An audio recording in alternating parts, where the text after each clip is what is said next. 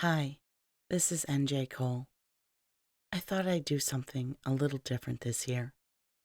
This year, I want to create an advent calendar by rebooting Cole in His Stocking.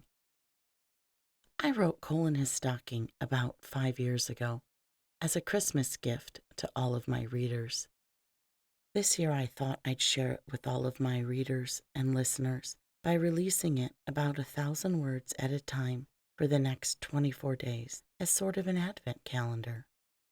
You'll be able to find the written version on my Facebook page, in my Facebook group NJ's Naughty Nymphs, and on my website, njcoleauthor.com. The audio version will be on my YouTube channel. Cole in His Stocking, written by NJ Cole, narrated by NJ Cole. This book is dedicated to my friend Brenda. It was written before she passed away, and the main character is named after her. Brenda lived a life of isolation that none of us really understood until the quarantine of COVID. That was her daily life, but she escaped it by creating a character named Bryn, and she lived her alter ego in a Facebook land that she and I created together, along with many of our friends. She was an integral part of that world, and after her death is a loss that we still feel to this day. Brenda, Bryn, we miss you. This one's for you. Chapter 1. Bryn smiled as she stepped out of the airport. She had not been looking forward to the business trip she was on, but being in Charleston, South Carolina in December, when you lived in Philadelphia, was a real treat. She made her way to the hotel shuttle bus. She'd already taken off her jacket and folded it over her arm. She was sweating a little, but she wasn't going to complain, not after leaving a town with a whopping temperature of 3. Charleston was a beautiful city with a rich history. Bryn had been there once before and had done a little sightseeing. She'd gone on a naughty ladies' tour of the town and was shocked to discover just how many brothels there had been in Charleston during the Civil War. She'd learned that while many of Charleston's historic homes had bars over the windows, the ones with hearts in the wrought iron designs were houses of ill repute. Bryn found her hotel easily enough and checked in without a problem. It was where the meetings would be held. It would be convenient and seemed the most practical choice, since she wasn't planning on doing any sightseeing while in Charleston. She was there to represent women in Charleston's different labor unions. They were grossly misrepresented in the southern town. She tried for a few weeks to negotiate with the local labor heads, but with no success. The company she represented started COLE, Charleston Organization of Labor Equality. They had incentive programs to entice women to join the trades, along with training programs set in place. The problem was, the local laborers weren't buying into it. The head of the labor union in Charleston hadn't even returned Bryn's emails. She'd been told that the man in charge, a Mr. Slick Dupree, didn't use email. He preferred face-to-face. How could that even be possible? And what kind of name was Slick? She pictured him as a short, bald man with a belly. She laughed when she realized she was picturing Boss Hogg from the Dukes of Hazzard. He might be the man in charge, but he was going to listen to her, no matter how pig-headed he was. Well, Bryn thought as she stepped onto the elevator, I'm here, Mr. Slick. Bring it on.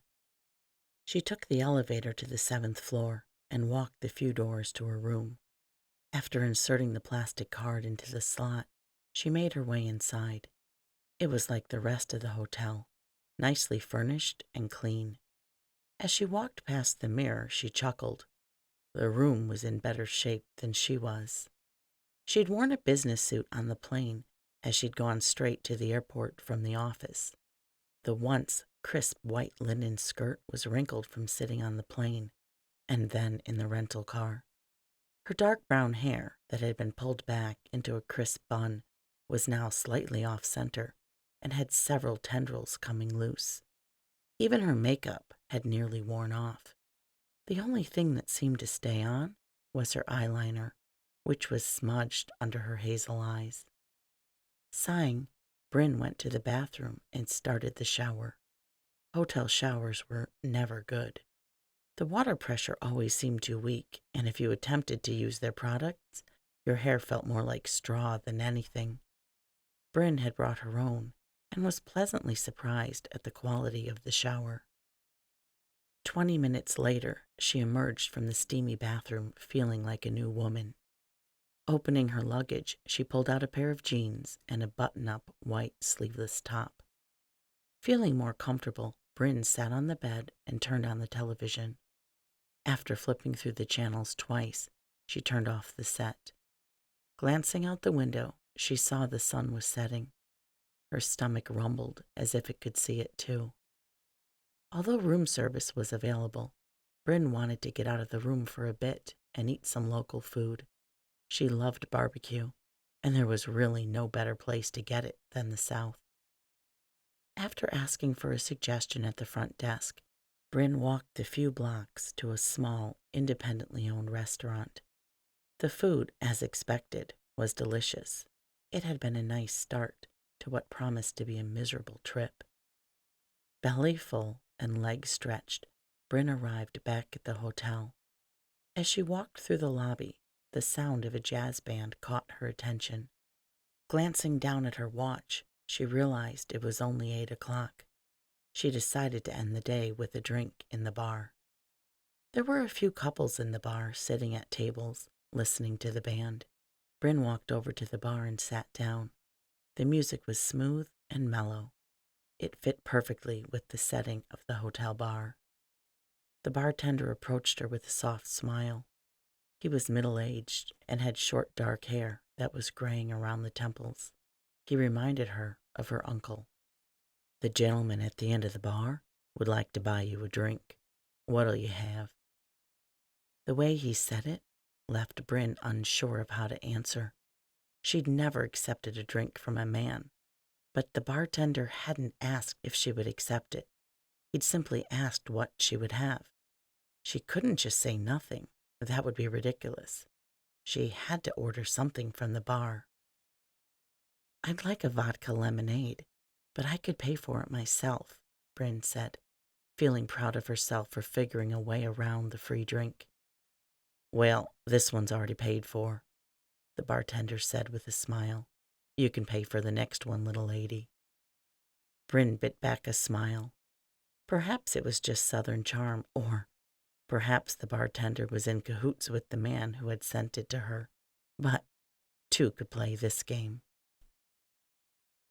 "Well, tell him thank you, and I'll buy the next one for him too."